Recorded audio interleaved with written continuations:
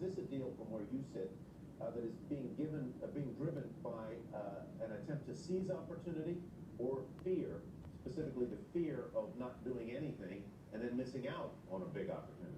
Yeah, terror pervades all big media companies right now, and it's really terror about Snapchat and Facebook and those 20 billion video views per day that are being viewed on those platforms alone. And that is content that no existing entity has control over, either in the creation of it or in the distribution of it. And the big boys are just trying to wrap their arms around it and try to control as much of the pipes and what goes through them as possible.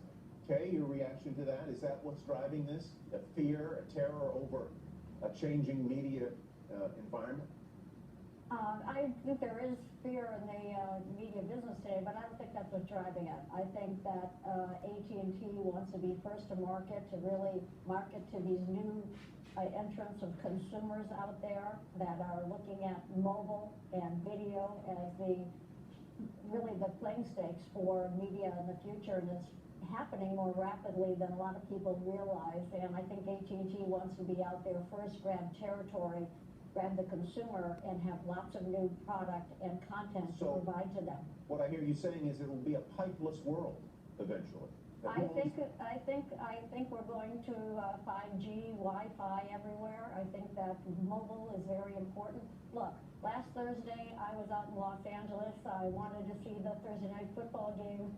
Packers are playing, that's my team. I watched it on Twitter in between meetings. I mean, this is the world we're going into. And I think that it'll just proliferate. And I think the younger audiences are very comfortable in that world, which, you know, media companies have to figure out how to operate in that world. And I think AT&T buying DirecTV and now attempting to buy this company, Timewarner, one of the biggest content producers in the industry, is really trying to be first out to market with the new paradigm. And John, what Kay is saying is true, and it's awesome. You can watch anything from anywhere, but let's envision, I guess this is the way I thought about it earlier today, guys, which is, let's call Time Warner Nike, right? They make a product, so they make shoes. And AT&T is Macy's, right? They're sort of they sort of distribute everything.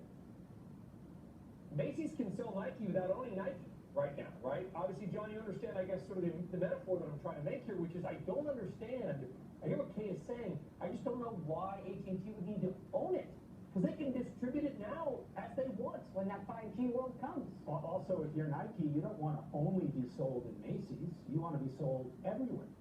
Do you have to give it to Macy's first, your brand new Air Jordans or something? Those are among the issues that are going to have to be worked out here. But that's why I say terror. I mean, I don't disagree with anything that Kay says in terms of the rationale. It's just, it's driven by the unknown. They're staring into an environment that is bewildering in the rapidity with which it has evolved, Kay, just in the past 12 months. What about the culture? We talked a lot with Reynolds Stevens. Do you really want to own a TV content company? I mean, the people in television are very different. It's very different running a media company than it is running a television. Michael Wolff has a big article where he's just laughing at this notion when he looks back on the history of industrial conglomerates of any kind, trying to buy a movie studio or trying to buy a TV network, and he thinks it's going to be quite negative, that the cultures just aren't going to mesh. Well, I think culture is a big challenge, and I think for management, one of the biggest challenges in a deal like this, because you have a highly regulated industry coming out of baby bills and growing up in the telecom industry, nothing to do with content, nothing to do with managing talent and emerging and acquiring a talent-based company, actually, in creativity. So I think that's a huge challenge, and you can't underestimate it at all. I think it's probably one of the preeminent challenges.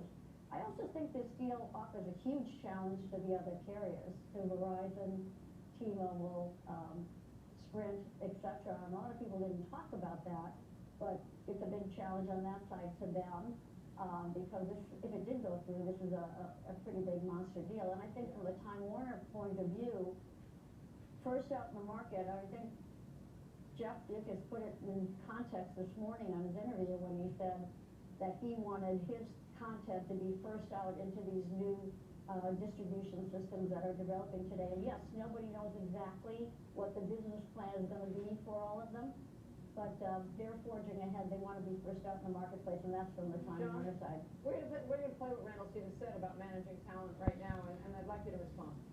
Very few people Hold know on how one to. second, we're gonna play it. The primary issues we discussed is this issue that you're articulating. I don't know how to run a movie studio. Joe, you're exactly right. We had fun with it.